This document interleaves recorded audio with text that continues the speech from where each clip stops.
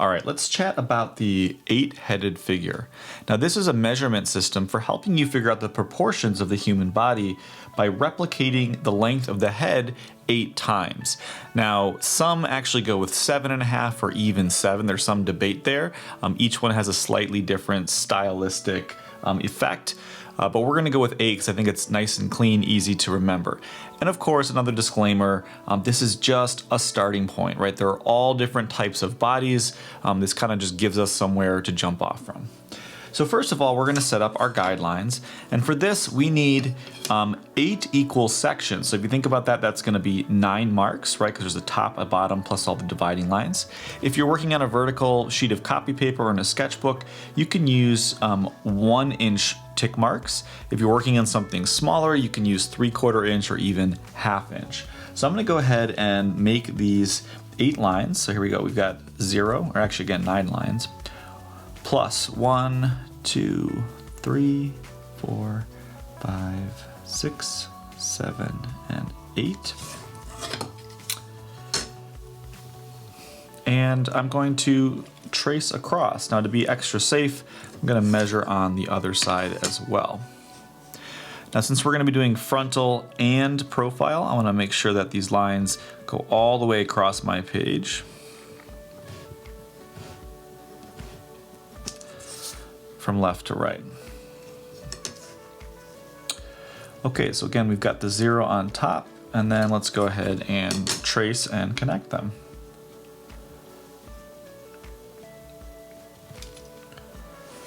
One, 2, 3, 4. And by the way, you can keep these relatively light, and eventually, again, you probably won't ever use something this precise, like a ruler to measure these perfectly. You might just go with your intuition to get a rough idea. But when we're just getting started, it's always helpful to be a little bit more precise. Now, I did an extra tick mark here, so let's see. How many do we have? 1, 2, 3, 4, 5, 6, 7, 8. Oh, yep, that was it. Okay. So now that we have our marks, I'm going to actually just, so I don't lose track of where I am, I'm going to number the inside. So again, not the lines, but the space in between. So 1, 2, 3, 4, 5, 6, 7, 8. Okay. And since we're going to be starting with the frontal view on the left side of our page, I'm also going to make a vertical axis. So again, our goal is to draw a frontal view of a figure here. So I'm going to estimate the center of that and make a vertical axis. Maybe, 2 or 3 inches from the edge. If you're using a ruler, you can make sure that that is nice and parallel with the edge of the paper. Now, I also like to add a little bit of color sometimes. So I might, just so I don't separate it, so I can separate it from the drawing itself, I might make my vertical axis color. I also like to make the halfway point, that horizontal axis between spaces 4 and 5.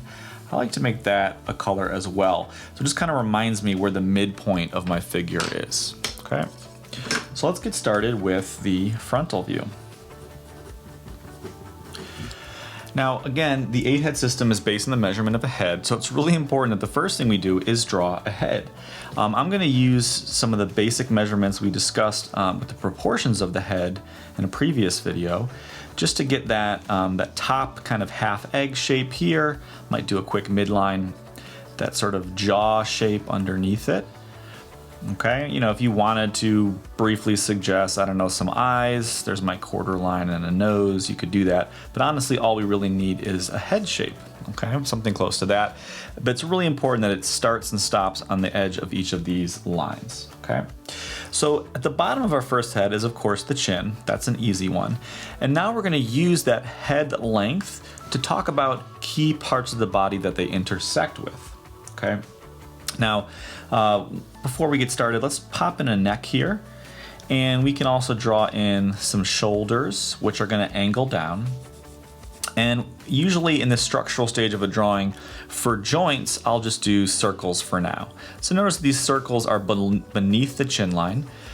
approximately the width of these shoulders should be similar to one head's width. So again, if I take this width right here, you can even draw it in if it helps you, and you approximate, a head on each side, something like that. That width is roughly where the outer edge of your shoulder should be. So if it helps you to draw those in, you could do that. Now, the next head down, this point right here, is called the sternal notch. Now, this is a notch where your ribs meet as they come together.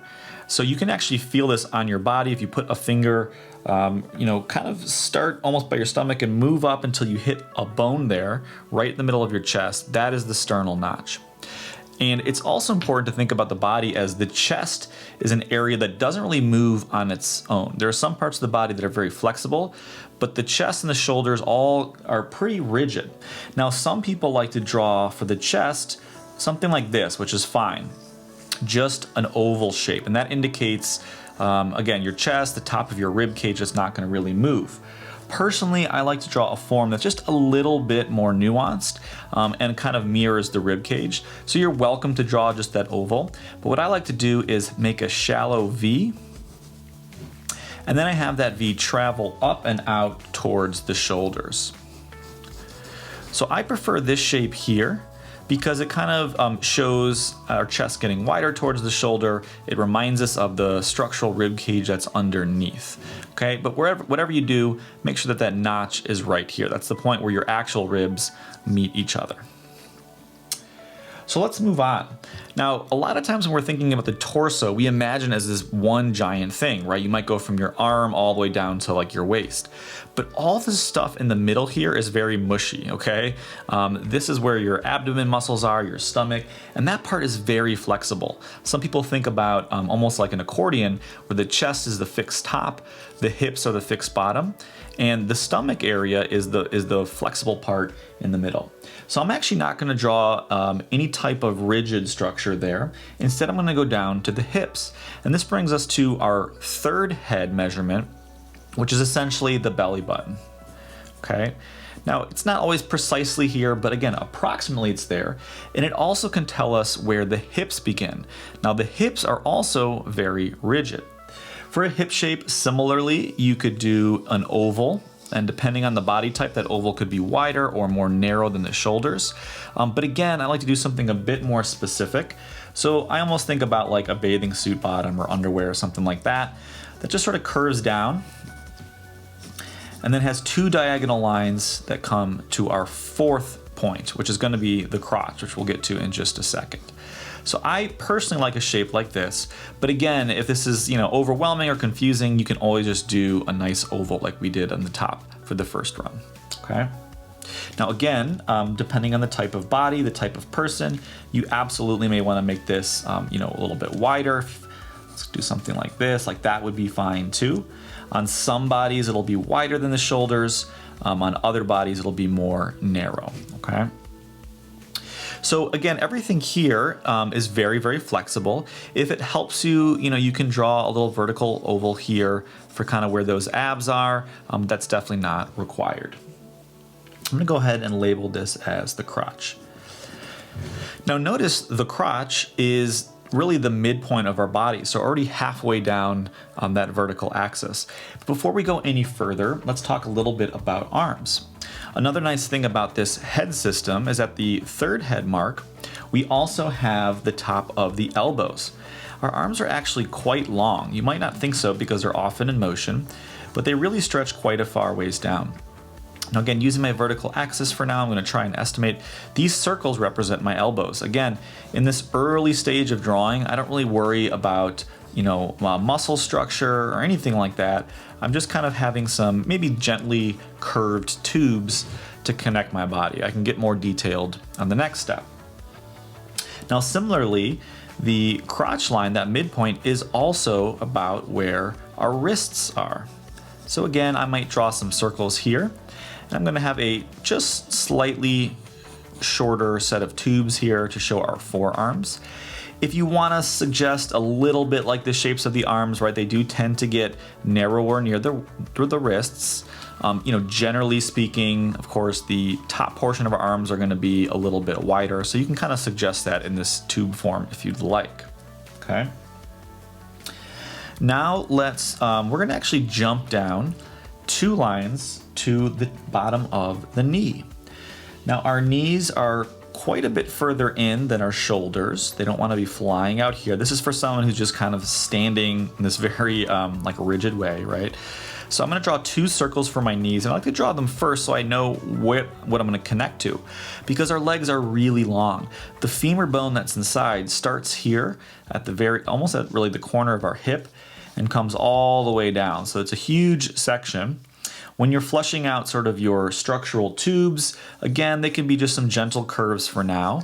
We'll find later that usually there's a little bit more drama on the outer curve, and the inner curve might be a little bit more straight between the two. I might even move my knees in just a bit, okay? So this is gonna represent kind of where our hips connect all the way down to our knees.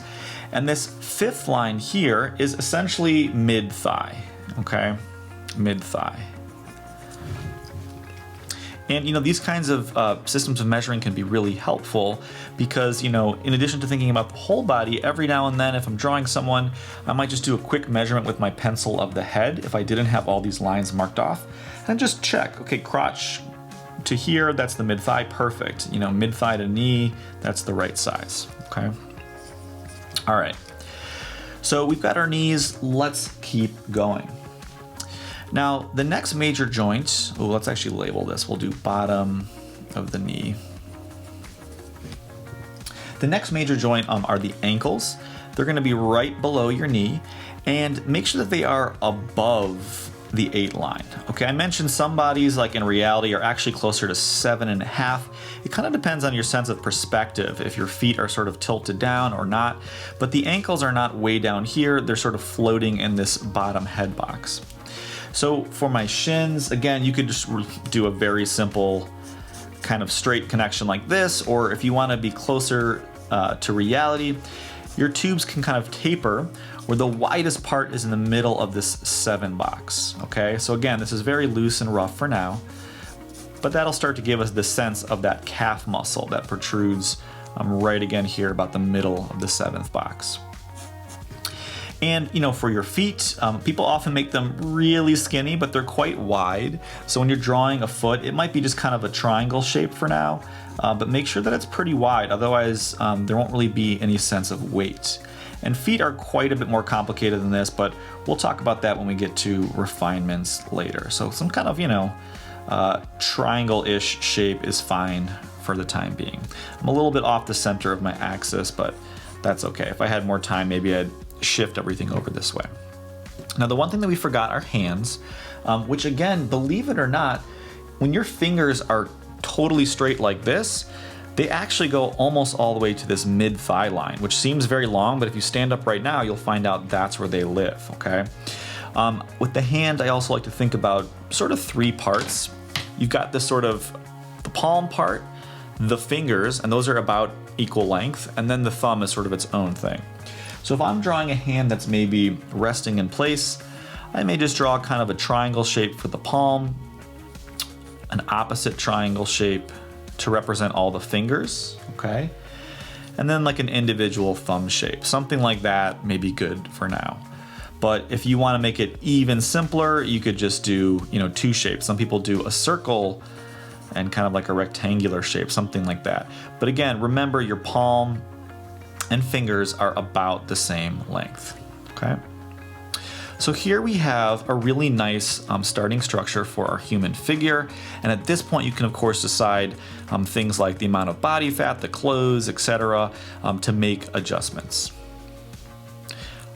Now let's move on to the profile. Now I still want a vertical axis, and it's actually really important in the profile, and you'll see why in a little bit. A common problem that students have when drawing someone in profile is that even if the proportions are accurate, the figure may feel like it wants to wobble and topple over. Like it doesn't feel stable, like it's standing on the ground. And one trick right off the bat that every artist should know when drawing a figure, especially in profile, is that the head is always over the center of gravity. So if that person is in a very standard standing gesture, we know that wherever the head is, which we'll get to in a second, should be pretty much over the feet. For a pose like this, you could even draw the feet first and then fill in everything in between. So that vertical axis is really important because we're gonna have lots of zigs and zags happening. We wanna make sure that we end up with our feet underneath the skull. All right, so again, thinking back to our demo on how to draw a profile skull, I may make a quick midsection here. I'll draw that circle like that, maybe a quick face line and a jaw line. And that's really all I need for now. It's up to you if at this point you want to add any more features, okay? Now, one thing you might remember is that our neck curves back. I'm actually gonna grab a color pencil. Let's get a different color. Sorry, I'm unprepared here. How about, let's do blue. Okay. I'm going to use this color pencil to talk about some of these major directional changes that occur inside the body. Now, we know we've got some of these vertical alignments figured out. We're going to have our sternal notch, our belly button, our crotch is the midpoint of the body, okay? But things look very different in profile. So let's start with that neck. You may remember that I mentioned in the head video that the neck angles back, right? Our spine actually goes quite a bit back, and then it curves into our stomach and then back into our hips. So our neckline, when you're sketching that out, should also angle back in space to some extent, okay? Something like this. Maybe we can make that a little bit longer there. Now the chest area, okay, which we sort of simplified here. Similarly, again, you could make this really simple, but the important thing is that it's gonna counterbalance and start to angle forward. So if you wanna keep it really simple, you could just do an oval like this, but make sure that it's already starting to cross over that axis to keep a sense of balance. You know, I like to just flatten the bottom personally. So when I draw this shape, I do, again, kind of an angle, something like this. This angle here represents, again, the back and sides of your ribs angling up towards the front. So for me, I might actually start with that sternal notch point and angle down just a little bit, and then the top is more of a generic kind of an oval shape, okay? We know we're gonna jump down to the hips, which again, you can kind of simplify it as just like a rounded rectangle. The back part may be a bit steeper because that's kind of where your butt is. But honestly, a tilted rectangle that's maybe a little bit rounder on the back, a little bit wider on the bottom, that's about all you need to do for the hips in profile. But again, I wanna make sure they're sitting underneath everything above it, otherwise it'll feel very off balance. So I'm gonna go ahead and draw that shape in now. And these are pretty dramatic tilts. Okay, let's grab that blue color pencil here and I'll show you. And I might even be exaggerating them just a little bit, but here's that tilt I was referring to. Our chest tilts forward, kind of into that flexible stomach area. And then from there, it starts to angle back again. This is, again, all these back and forth angles help keep our body balanced. Now from here, I can jump down, you know, we've got the crotch point right here. I'm gonna go all the way to the knee, and that can be pretty much, you know, right on the axis or close to it. We know the bottom of the knee is right here. And let's actually do the ankles as well. Now notice, you know, both of these are a little bit further back, but remember, you know, we've got more foot space in the front than we do in the back with our heel. And we know that this kind of wants to sit underneath the head. So that's why often these joints are a little bit further back from the vertical axis. Now you can kind of just tube these out, knowing that loosely the thigh is going to be bigger and the calf and bottom of the leg will be smaller. But I'll give you one quick tip that a lot of artists do. In many cases, they keep the back of the thigh a little bit straighter, so you can even write straight to remind yourself. And similarly, they keep the front of the shin a little bit straighter. And then they have the dramatic bits of curving happening on the front of the thigh and then the back of the calf. So it's sort of alternating between a little bit straighter here and a little bit curvier here and here. Now again, the widest part of my calf is half or 2/3 of the way up from the 7th head box. Okay, so keep that in mind. You can start to like show the butt shape if you want, if that helps you. Same thing here, this gets into your stomach, but I usually just kind of leave that part blank for now. So last but not least, we have to draw the arms, which gets a little bit tricky because we need to overlap. Before you do that, double check that everything feels like it's aligned pretty vertically. If I continue this, by the way, you'll see we still have a little bit of that back and forth angle. It's just more subtle, okay? And if everything feels, like the weight is distributed pretty evenly, you don't need to shift anything left or right. Notice again, the front of the hips and the chest are pretty closely aligned to each other. And the same thing on the back. Perhaps it looks like my chest could even come out a little bit more, okay? So we'll go ahead and add those arms right on top. Some artists like to switch to like a different tool, maybe like ink, so it feels like it's floating on top. I'm just gonna go right on top of pencil. Okay, so I've got my shoulder. It's gonna sit right behind the vertical axis. And again, it's maybe halfway or 2/3 up. It's not right underneath the chin. We know that the elbow line is right here with the belly button. And then we know our wrist line is below that with the crotch.